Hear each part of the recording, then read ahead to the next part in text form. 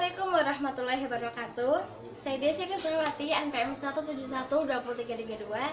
Di video kali ini saya ingin menyampaikan satu isu global, di mana isu ini sebenarnya juga gencar di Indonesia, tetapi isu ini dirasakan oleh seluruh dunia. Nah, video ini dibuat untuk memenuhi tugas saya perspektif global di semester kali ini. Nah, apa yang akan saya bahas yaitu mengenai aplikasi TikTok. Nah, siapa sih yang gak kenal TikTok?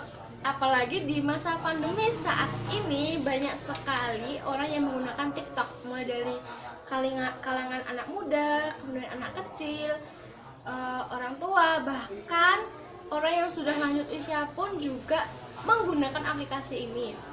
Nah, tetapi ada beberapa orang yang menggunakan aplikasi ini hanya untuk bersenang-senang, kemudian ada juga yang menyalahgunakan aplikasi ini.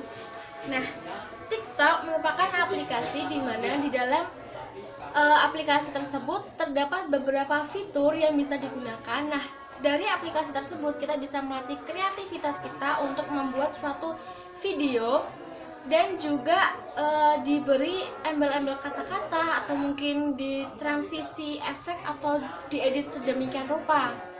Nah, TikTok kini kembali menjadi sorotan mengenai isu-isu privasi dan keamanan data pengguna.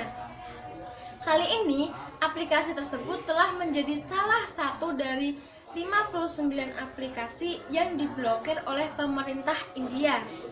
Jika tahun lalu isu pemblokiran TikTok disebabkan oleh kecemasan mengenai konten-konten berunsur pornografi dan kultural degradation, kini pemblokiran tersebut didasari oleh kecemasan akan data miningnya oleh pihak pemerintah Cina.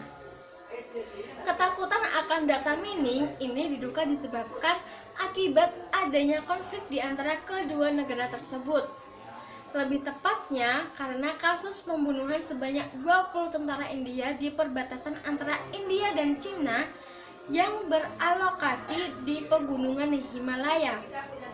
Semenjak konflik yang tumbuh oleh insiden tersebut, pemerintah India telah memutuskan untuk memblokir aplikasi-aplikasi lain yang dirintis oleh perusahaan-perusahaan berbasis di Cina seperti WeChat, Weibo, QQ Music, Meitu, UK Makeup, dan lainnya.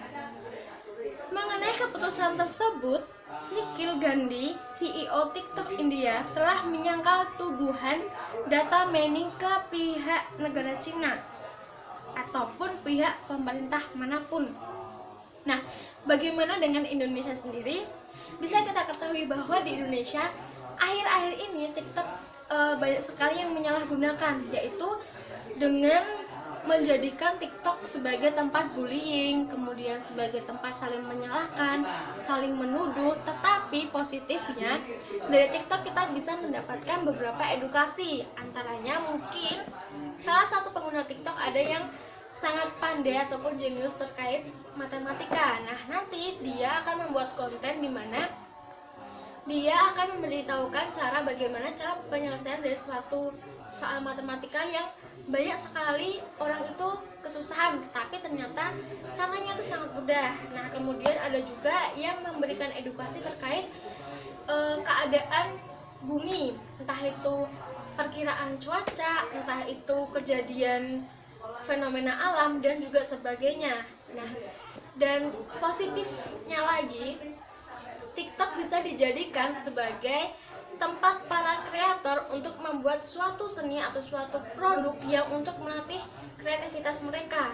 Tetapi ya memang akhir-akhir ini TikTok sudah digunakan sebagai tempat bullying, itu yang paling utama. Karena saya sendiri juga pengguna TikTok, saya juga merasakan bahwa banyak sekali yang sudah membuat beranda-beranda di TikTok itu sangat kotor, mulai dari soundnya, mulai dari arti lirik, mulai dari isi kontennya, itu mereka mengacu ke bullying sebenarnya. Tapi memang ada pihak yang mendukung, ada pihak yang menanggapinya positif, ada pihak yang menanggapinya memang negatif. Tetapi ya memang ya seperti itu orang Indonesia. Kadang kita hanya melihat instannya saja, kita tidak tahu proses di baliknya, kita tidak tahu sebenarnya apa yang sedang terjadi. Kita hanya tahu oh yang kita lihat ini, jadi kita menyimpulkan hal demikian.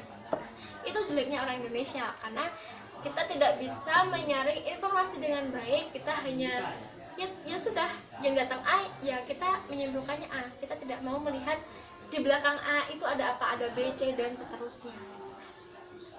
Kalau menurut saya sendiri, aplikasi ini mungkin memang ada beberapa negara yang menganggap bahwa di aplikasi ini bisa mencuri data mining ataupun data pribadi kita. Tapi menurut saya hal ini tidak terjadi di Indonesia. Mungkin belum terjadi, tapi semoga jangan. Karena bisa dilihat bahwa banyak akun-akun di TikTok juga menggunakan nama-nama yang sembarangan. Ya, semisal namanya aku kamu, atau mungkin Odading Pak Oleh, atau mungkin juga anak kedua gitu. Jadi ya belum ada isu terkait pencurian data dari TikTok pengguna Indonesia. Nah, untuk TikTok yang diblokir ini yang sudah mengalami yaitu negara India, karena memang negara India dan China itu sedang berseteru, dan memang ada pendapat yang mengatakan bahwa di India ini TikTok aplikasinya sudah mencuri data pribadi, sehingga dari pemerintahan India memutuskan untuk memblokir aplikasi tersebut. Dan memang TikTok ini tidak hanya digunakan oleh orang Indonesia, tapi juga mancanegara dengan masing-masing kontennya, dengan masing-masing ide kreatifnya. Yang harapan saya, semoga dengan adanya TikTok ini untuk mengisi waktu luang di pandemi ini, kita bisa mempergunakan dengan baik, kita bisa menonton hal-hal baik, kita bisa mengirimkan ataupun menyebarluaskan konten-konten yang berfaedah. Apalagi pengguna TikTok itu kan tidak hanya orang dewasa, tapi juga anak kecil juga ada. Kita saling mentoleransi satu sama lain.